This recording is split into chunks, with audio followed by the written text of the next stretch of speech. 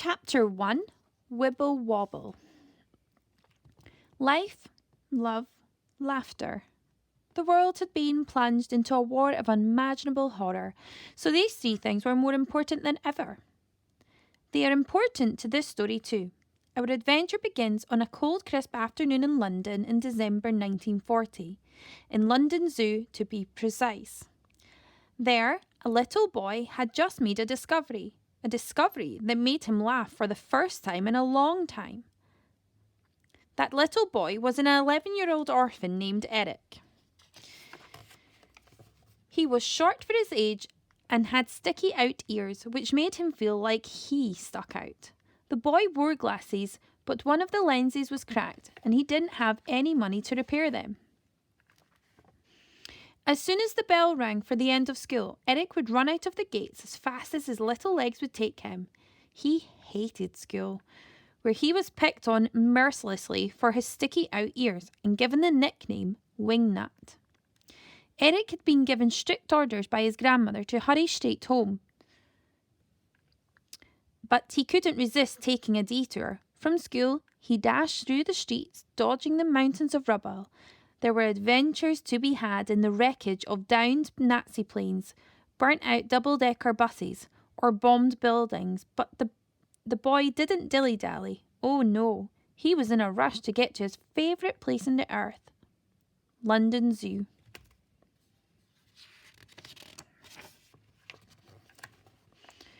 Apart from all the animals, the best thing about the zoo was that Eric could get in for free. That was because his uncle worked there as a zookeeper. Uncle Sid was his mum's uncle, but Eric always called him Uncle Sid too. Sometimes Eric would even help Sid with his work. This he loved more than anything. His dream was to be a zookeeper himself one day. To Eric, animals seemed so much nicer than humans. None of them made fun of his sticky out ears for a start. Some of them had sticky out ears too. No matter, they were all beautiful in their own way. Eric loved feeding the animals, washing them, and he didn't even mind mucking out their cages. Some elephant droppings weighed a ton, and shoveling them was a two-man job. And boys and girls, here is a spotter's guide to animal droppings. Obviously going from very small insects all the way up to elephants. I'm pretty sure I would probably not mind shoveling this. Definitely not this. What about you guys?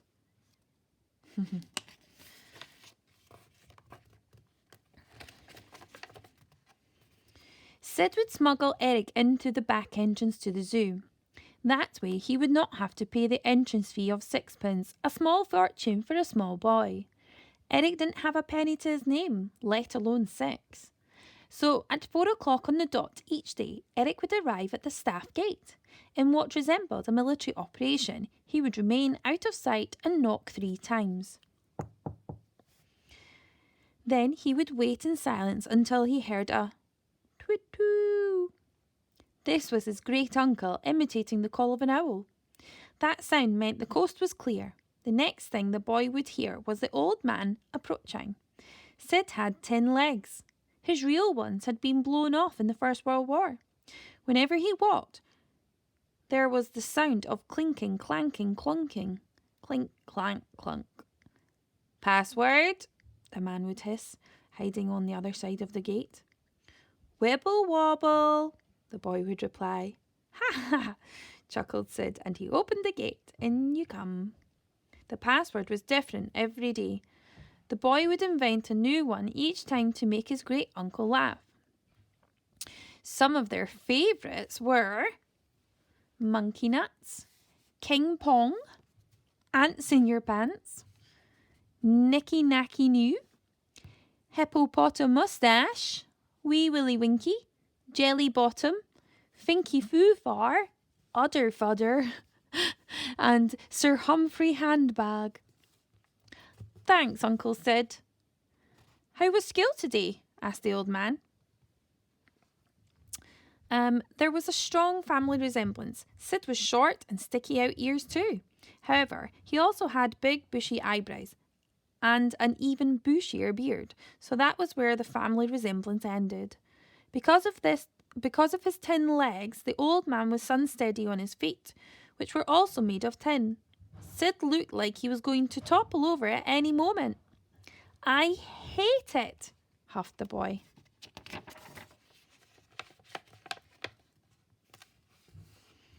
"I don't know why I bother asking. The kids pick on me about my ears." "Your ears look perfectly normal to me," said the old man as he wiggled his own sticky out ears with his hands to make the boy laugh.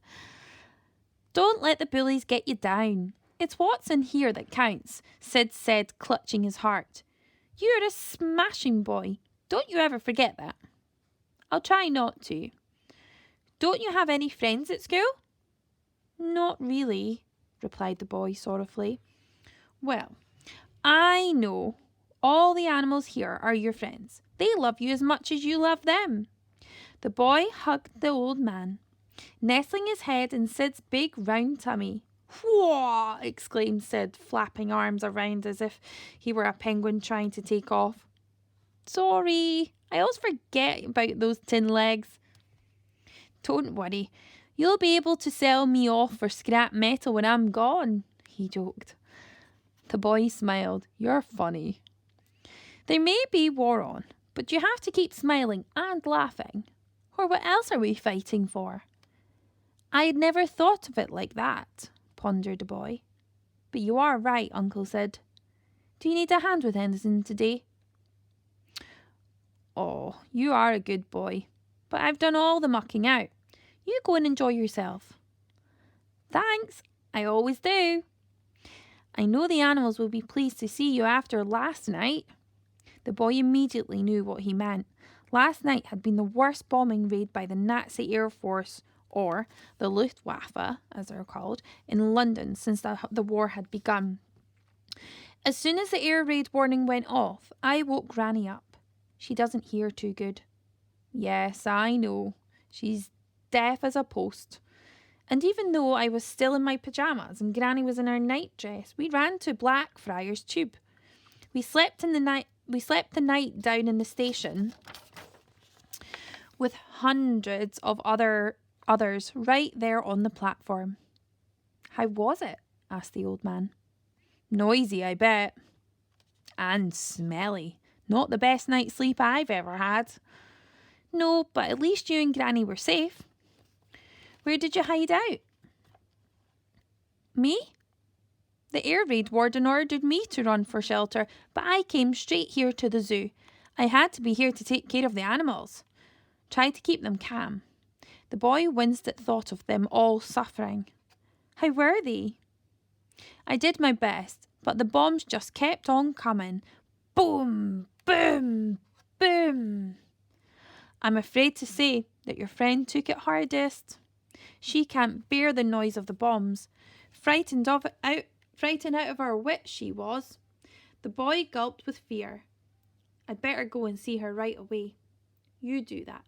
I know you always cheer her up like no one else can." The old man ruffled the boy's hair. Eric ran off on search for his friend. To Eric, London Zoo was a wonderland. He had never been outside London in his life, but here in just a few acres of the city were the most magical creatures from all over the world. We've got the tigers and elephants, penguins, zebras, giraffes, bears, lions, warthogs, crocodiles.